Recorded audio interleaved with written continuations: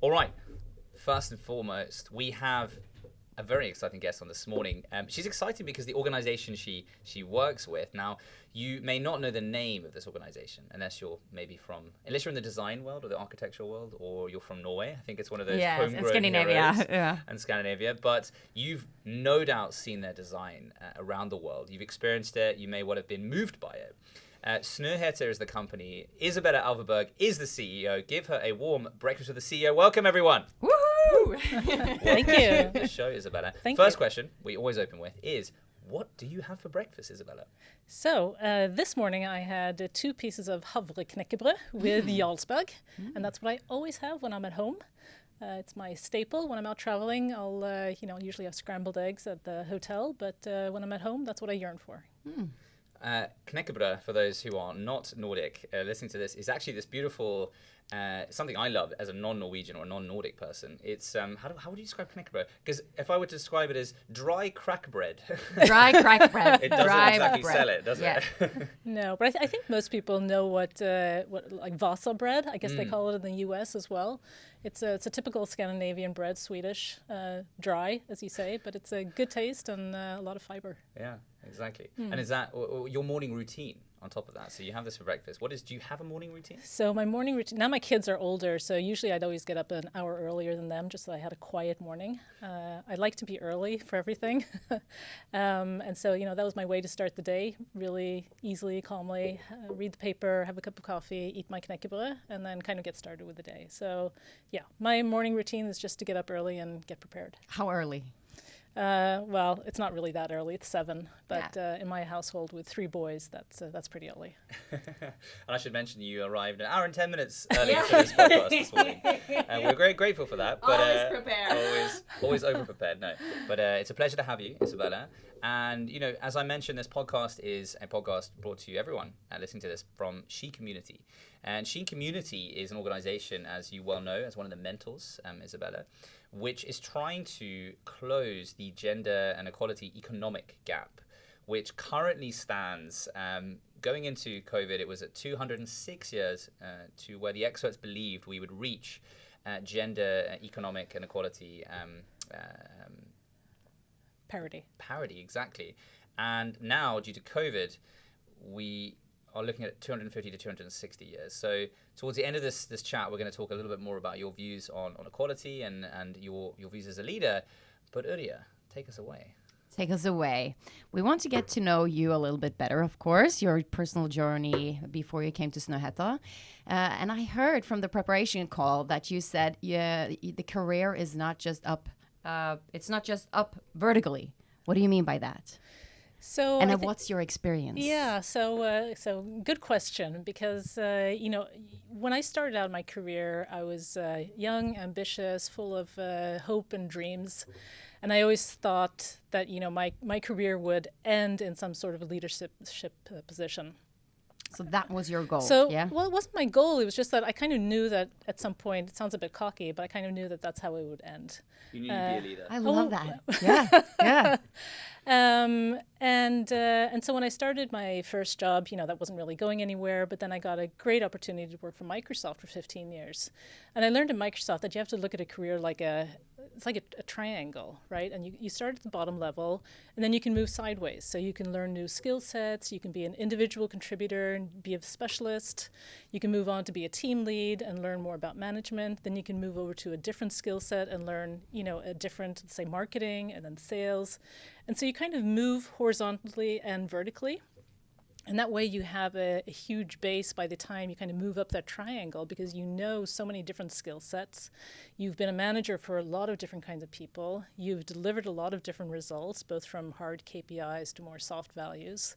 And, it just gives you a really nice base as a leader, a lot of understanding in different skill sets and disciplines, but also, having led a lot of people over many years. So, yeah, so I'd encourage people not to just think of a career as vertical, getting more and more people under you, but really, taking your time to build a base and really build a career. And building a career is not, you need a foundation, and you need walls, and you need a roof. So you've had many jobs within Microsoft then. I've had a lot of jobs, but that's How many? But that was great about Microsoft. So about every year there'd be a big organizational shift. And so if you didn't want to be a part of that organizational shift, you kind of kept your head down and was like, no, I want to do this another year. But the usual rule was at least every third year. So you'd spend a year, learning about the role, the second year making the changes, and the third year really harvesting the fruit of your labor, right?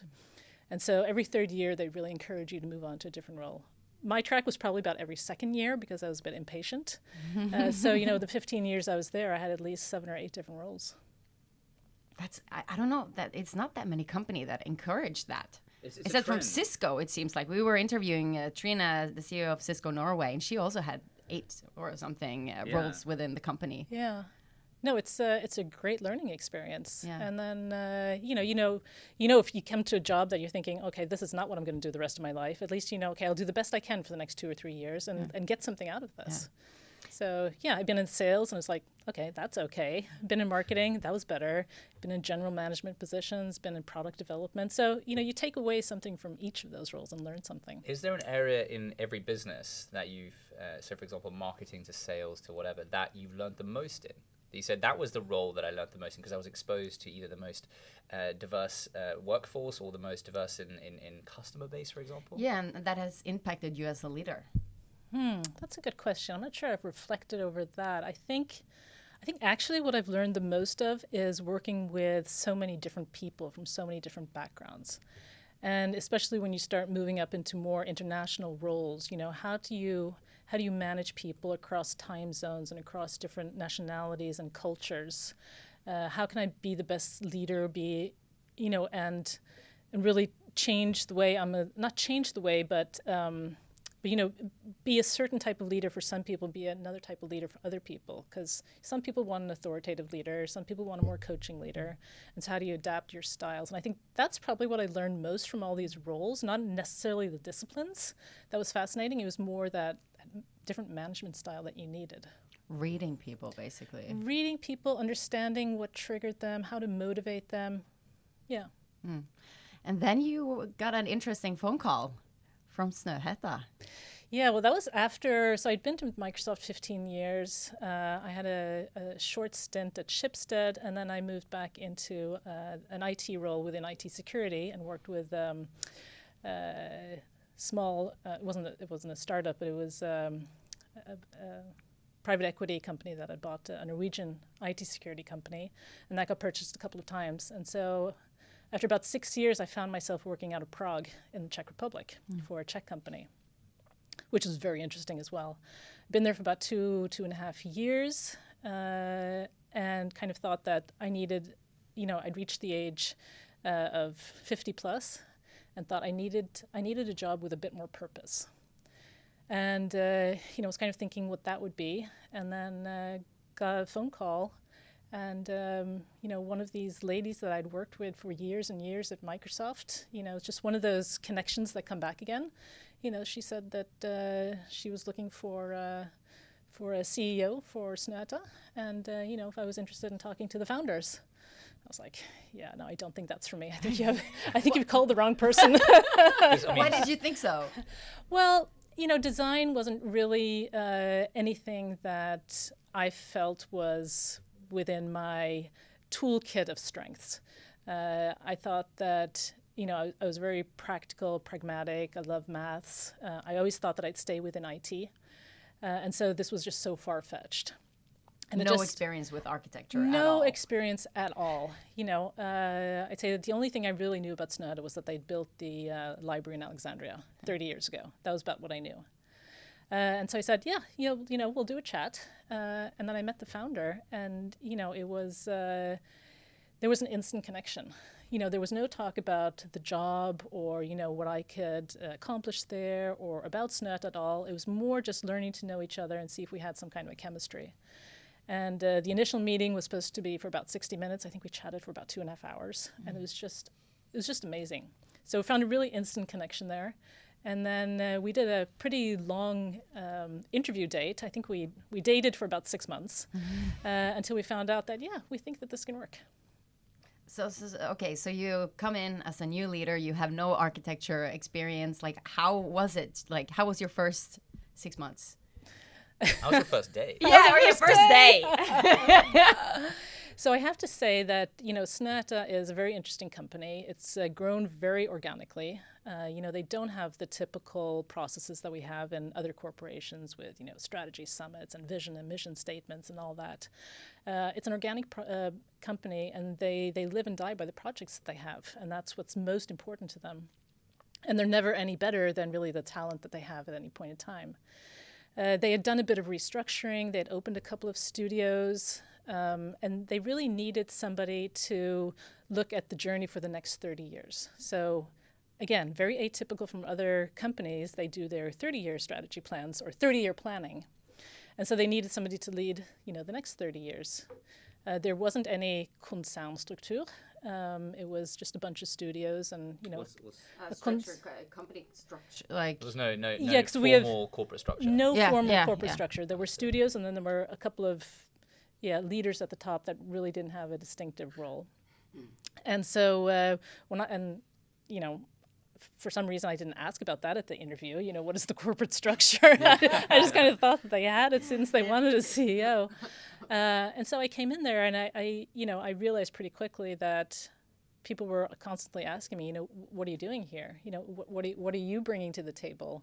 In most companies, like in consultancies, where they sell hours, keeping a very low overhead is important. So, they were looking at me like, okay, you're an expensive overhead. What are you going to bring to the table, and how are we going to earn more money? And so, I really had to define a plan. What were we going to do? What were low-hanging fruits? So what could I do to show everyone that, this was a worthwhile investment? Did a couple of very tactical changes. And then started traveling out to the studios. We very quickly, within the first year, opened a new studio in Paris. Where are your studios now? So we have in Paris and Innsbruck, and then we have in Hong Kong and in Adelaide. And then we have in New York and San Francisco, and then, of course, in Oslo. And so we opened Hong Kong and Paris in 2018. Those were the two new studios. And it was very much to, both get a foothold in these growing markets. I mean, France is an exceptional, cultural-rich market that we want to be a part of. And Hong Kong, Asia is just booming, so we definitely needed to be present there. So those were kind of quick wins the first year. Second year was a bit more tough because we had to do, a couple of, pretty tough reorganizations. Beginning of this year, we thought, okay, now we're kind of set to really move forward. And the COVID pandemic hit us and, hit the studios at different times and different strengths.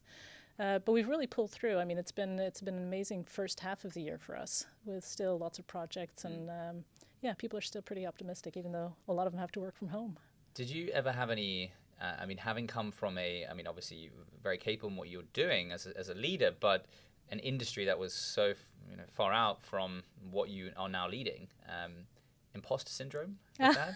Did you ever have this, what am I doing here? Or did you ever feel that people would look at you and go like, oh, you're not an architect, what are you doing here?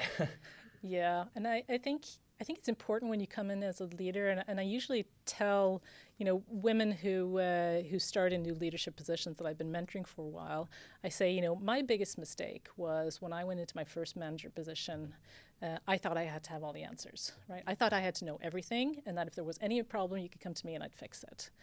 And you learn pretty quickly that that's not really sustainable. You can be superwoman, but not that kind of a superwoman. And so you had to learn to not know everything, but you had to learn to ask the right questions. And you had to be humble. You had to use the 2 ears that you'd gotten and listen, and one mouth and not talk so much, and really try and find the answers from everybody around you. And so I think the same goes for Snhetta. I've never pretended to be an architect. I never pretended to be a designer.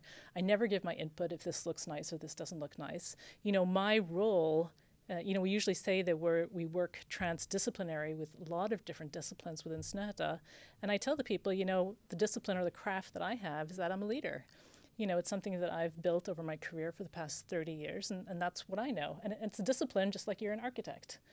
And, as long as you keep those two separate, then we're fine. As long as we respect each other's disciplines, that's fine. It seems like you came in with an international focus. Like you've been thinking much about growing internationally. Like why is that? So I think for Snøhetta, the foundation is very much the Nordic values. So even though we don't have a mission or vision statement, we do talk a lot about sustainability. And sustainability for most people today, you think about environmental sustainability. But our foundation is really within, what Gro Harlem Brundtland once presented to the UN, is the sustainability built on the pillars of financial, social, and environmental sustainability. So those three are really important to us. Now, Snhetta didn't have a huge focus on financial sustainability, but that's why they brought me in. But they've always had a huge focus on both social and environmental sustainability. So, from the beginning with the library in Alexandria, they were very much focused on workers' rights, the security of the workers that were working on site. That they would have hard hats, that they would have access to fresh water, and then more the social sustainability. With regards to, we have these beautiful art decorations, these stones around the library. I don't know if any of you've visited Egypt and seen it. I've been to Egypt, but not Alexandria. Okay, so put it on your bucket list. I haven't been there either, but it's the top of mine. And they have these beautiful engravings with different sayings in different languages. And instead of bringing, Norwegian stonemasons to do that, they actually brought stonemasons in to teach the Egyptians how they could do this, because it actually originated in Egypt, stonemasonry. And so we've always been very concerned about, the social impact. When we design or we build, what do we leave in the society that makes it better after we've, design our building or our space or whatever. So, trying to give back to the community. What's your flagship property or flagship design project? I'm not sure we have one flagship. It's, it's a good very... position to be in. Yeah. Pick your favorite child. Pick your... all over the world. But it all depends on the context. I think what's different with Snhetta from other architectural design firms is that you can't really look at a building or design and say that's Snhetta. We don't have a specific signature. If you look at other architectural companies, you see that they always have this this big flow or this wave, or that it's very odd in the landscape, or that it's a lot of glass or whatever it is. But we don't really have that because we're always very concerned about what we call contextual conceptualism. So you have to have a great concept, but that concept can't work everywhere, right? It has to be within the right context. And so, like the opera in Oslo, that building could not be placed anywhere in the world because it would just look really odd. But right there, it was perfect. And so, when we build operas other places in the world, sometimes the client will say, we want something that looks like the opera in Oslo. Or like, that's nice, but, we have to work within the realms of where it's actually placed. What is the landscape? What is the topography there? What else is around it? And then, really work within those realms. So I think, picking a favorite, I think is really difficult. I think for me, though, it's the first I've ever heard of Snøhetta, and I love libraries. I visit libraries wherever I go in the world. So, I definitely my favorite is the library in Alexandria, even though I haven't been there yet. But I just think it's fabulous to be able to build libraries in these days. And we do build quite a few of them. Snøhetta being a Norwegian company, right? It's a Norwegian founded. It's influenced the design, the built environment of cities around the world, from libraries to universities to you name it. Now, there is another Norwegian company which is innovating at the forefront of architecture. Do you know what I'm talking about? Spacemaker. It's probably the hottest startup in Norway right now, being that it raised $20 million recently from the founders of Skype. Atomico is the fund. They allow architects they have a plot of land. For example, a city comes to you and says, we want an opera house in this 5,000 square meter plot, right? And then obviously you now look at the environment. Now, there's zoning rights with that. I mean, you know more about this than I, even though you're not an architect. I'm sure you know a lot more than I do about every building has to have certain percentage of commercial space in the ground floors or in the basement, residential and things like that, right? And public space, for example. And they have this algorithm, this engine, which allows you to sort of, an architect to almost basically click refresh, and it gives you these Pareto optimal floor plans, and then you obviously do the architecture around that. But it's just interesting that Snøhetta is leading for 3 decades in architecture, and now we have one of the new age architectural firms, and it's not trying to replace architecture; it's trying to complement architecture and help you find quicker solutions to solving the issues of finding the right zoning and the right space. It's called Spacemaker.io. Check it out. Spacemaker, they're from Oslo, they're from Norway, and I just find that interesting that you guys have been leading the way for 3 decades, and now this new company is coming in again in the same space. Snøhetta needs to buy them apparently then. Either buy them, or I think they might even be too expensive for you guys now too. I honestly believe they'll most likely be acquired before they reach $1 billion valuation, but they're highly likely to reach $1 billion valuation within the next 2 years. Yeah, and I think that what's interesting is that all business areas are becoming digitized in these days. It's the big digital revolution. And I think that's great, and I think definitely there's room for Spacemaker, within the architectural or build industry, but I don't think it can ever replace the human brain and creativity and fantasy that we have. And it's not. I should mention, it's not trying to do that. It's trying to just do the you do the medial, right. So you do the brunt work. Really that just the number crunching, and that's important. I just always think that we need that human quality and that human touch, especially in built environments where you spend so much of your time. I mean, you spend 80% of your day indoors, and it's so important. You don't want something that's optimized for you. You want something that, that gives you something more, that, that touches your heart, not just your head. But I'll check them out. Yeah, check them out. Yeah. So Snøhetta has been so relevant and pioneering in architecture for years, What makes you, and probably will continue to do so. So what's the secret sauce? Even though I've probably said this a couple of times, but we don't really have a vision or mission statement. But, one of the values that we live by is a continuous state of reinvention. And that's very much valid in our projects. So, we'll never take a floor plan and say, oh, this can work very well in another building too. It's always, every project has its own identity. And I think that's what keeps us relevant, is because we don't have any certain look or stamp. Like I said, you can't see that this is a Snøhetta building. It's always relevant to the place, to the time. It's the very contextual concepts that we build. And then I think as well is that we look at architecture from a very broad perspective. So, we don't only have architects, but we also have landscape architects. So, look at the landscape around the building.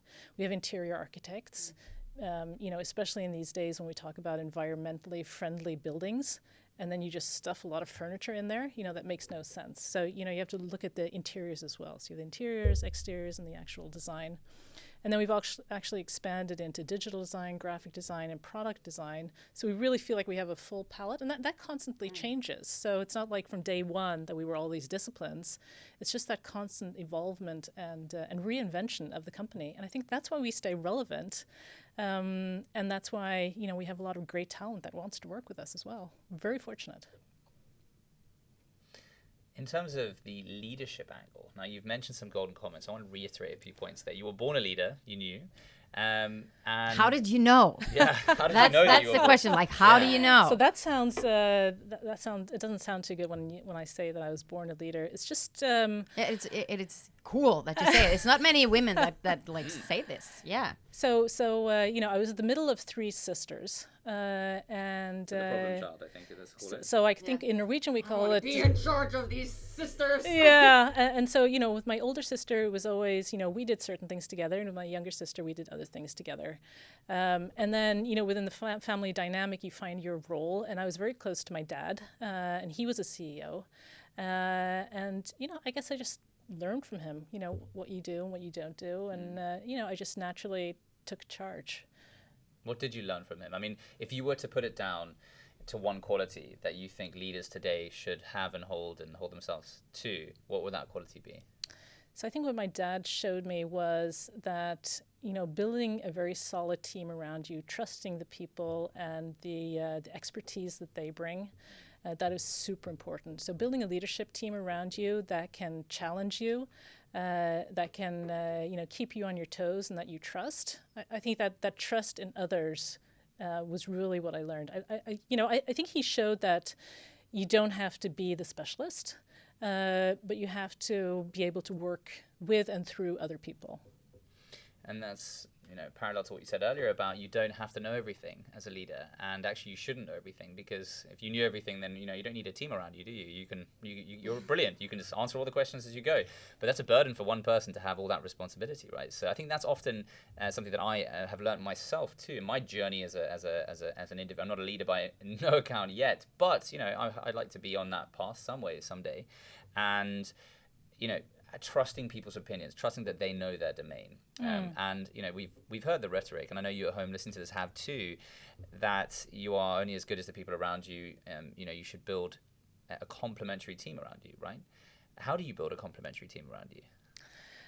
I think there's certain disciplines that you need in a leadership team. You have to have somebody who knows the finances. You have to have somebody who can do business development. You have to have somebody who knows marketing and people skills. And so you have to see, what type of a company am I running? What are the disciplines or the skill sets that we need to run this company? And then you find the best people to fill those roles. And I think everybody has certain qualities that you can use, and then you hone them, and you say, I want more of this and maybe less of that. And then you need the team to work together, because there's no point in me just having a great relationship with one person in the team. I need the rest of the team to be able to work together as well. And I think that's where, a great leader can really get a lot of that natural dynamic going on in a team. And that requires quite a lot of work. And experience. Yes, you can be born in the sense that you could be a leader, but also the environment you create around yourself, right? By being willing to fail, by putting yourself in your neck out, being accepting and trusting people around you. Like you said, have you ever had any mentors that have been supportive of you, maybe in your Microsoft days, maybe even today? So I get that question quite often, if I have any mentors, and I have to say that at any given time I'll probably have one or two on hand. And it depends on what I need, what I'm struggling with, if I'll ask one or the other. And then sometimes I just need a new person to have some new input as well. So I think mentors are really important. It doesn't have to be, a very formal mentorship, but it could just be, either great friends or ex-colleagues or, other peers that that you just want to reach out to and use as a sounding board. We're very fortunate that we have studios around the world globally, because the pandemic has definitely hit harder in some regions than others.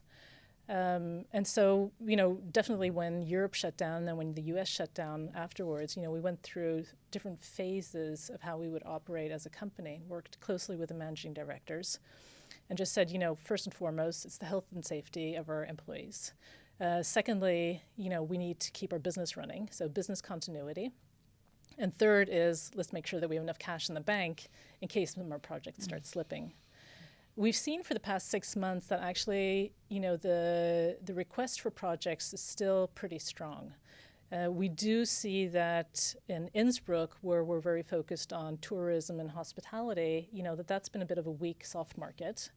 But other than that, we're still seeing that the building industry and actually even the graphic and the design industry is still rather strong. But we don't know, is that a new normal, or is that just we're holding our breath, until something else happens? So now we're looking at, what do we think? What is the scenario for what comes after this? What will 2021 look like, do we think? What will 2022 look like? And just, hedging our bets and making sure that we're rigged for what we think will happen. How is COVID and the new norm being, again, not socially distancing, but I'm going to insist that we use physical distancing, because social distancing is creating so many mental health issues today. I know myself personally, and many people listening to this might have experienced that too. So the new norm of physical distancing, how is it affecting built environment and design? Have you seen any of that already? Are you adapting to that? How can you build an environment where we don't have to physically interact as often or as close? Operas, for example, theaters, things like that. Yeah, I think it's still too soon to say. I think generally everybody's still hoping that this will pass and we'll return to what used to be normal. And so I think, we'll probably have to give it another 6 to 12 months before any kind of new reality sets in and someone's willing to put a lot of money into a new project and say, okay, this is the new standard. We need to continue to do physical distancing. We don't need that much office space anymore. It doesn't matter where you work anymore, because you can just, digitally dial into work. but we haven't seen that yet. It's not a trend that's happening yet, but who knows in a year or two what will be the new normal. I hate that word, the new normal, because that doesn't really mean anything, but it's like, how will we live and work and interact, in a year or two? Will that be different from what we know today? And I love the word physical distancing, because that's true. I think, what I felt as well, not being, at our offices in Oslo, where we've opened up for 50% of our staff to come back if they want to, and it's really the designers that have to work together to be creative together. So I try and stay out of the office to create space for them. But what I really miss is that closeness, that proximity to other people. I can have great Teams conversations or Zoom conversations or one-on-ones on the phone, but you lack looking at people, looking them in the eyes, seeing their mimics, seeing their whole body, and being in physical, in their physical presence. So that's what I think that most people are suffering from now. I think, the spring was fine. We kind of all went into this dugnad mode where, we're doing this for the greater good. I'll work from home. I'll be as efficient as I can. That's what a dugnad is for those non-Nordic people listening to this. A dugnad is, how would we describe a dugnad? It's when everyone gets together and helps everyone else out.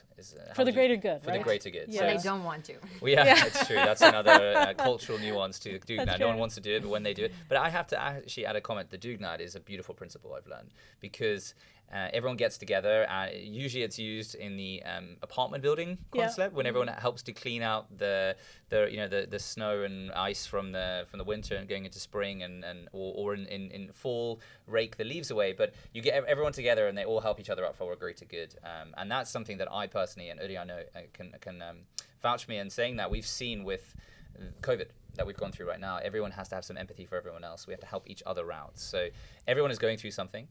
It's the first time in history where everyone on the planet, rich, poor, whoever you are, wherever you are, is going through something. Man, woman, whatever.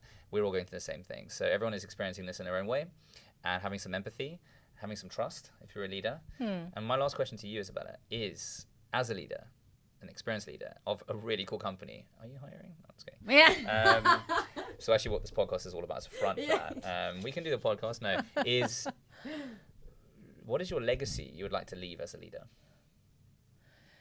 So for Snøhetta, it's definitely that I've left Snøhetta in better shape to tackle the future than before I came in. And, it sounds, a lot of the stuff that leaders do every day is actually pretty boring. I'm building structural capital in a company where it's not really a priority. What I'm building is a foundation for the company to actually be able to continue doing fabulous designs. So it means, what are the processes we can streamline? How do we make sure that we earn money off of projects? How do we make sure that we do good project management? How do we make sure that we write the right contracts? So it's not very exciting stuff, but it's really important stuff to build a solid foundation for a company. And especially for designers, who don't really want to be hassled with all that, administration work. It's really important that I build something with my team that is it's lean and it's streamlined, and it'll work for a long time. So, building structural capital. When I leave, I hope that'll be my legacy, that Snøhetta will exist for yet another 30 years. I can think I speak for everyone listening to this. Well, I hope it does too. I hope you keep doing, pushing design frontiers and trying to take our dugnad concepts around the world as a Norwegian company. Thank you so much. Isabella Alveberg, CEO of Snøhetta. Thank you very much. Beautiful. Thank you. I'll do the outro later, but I'll just put one in now for the edit. Cool. Yeah, I'll do one later. It's fine.